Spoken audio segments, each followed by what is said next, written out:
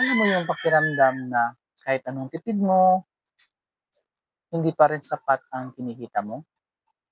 Yung halos nagmamahal na, bigas, kuryente, pamasahe, pero yung sahod o kita mo parang hindi gumagalaw.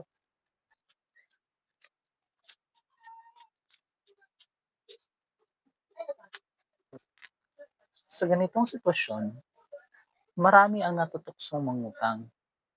Pero teka lang, utang nga ba ang sagot sa kakulangan ng pera?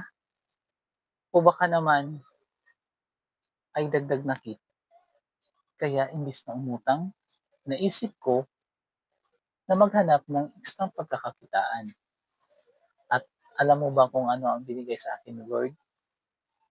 Ang Siomai King and JC Dropshipping Business. Sa halip na magdagdag ng utang, nagdadagdag ako ng ekstrang pagkakakitaan. At ngayon, hindi ko na kailangang mangamba tuwing dumarating ang mga bayarin. Kaya kung gipit ka ngayon, baka hindi utang ang sagot. Baka ekstrang pagkakakitaan. Kung gusto mong malaman kung paano, message mo lang ako in my personal account para ma-assist kita at matulungan kita makapagsimula in this business. Baka ito na rin ang sagot para sa iyo.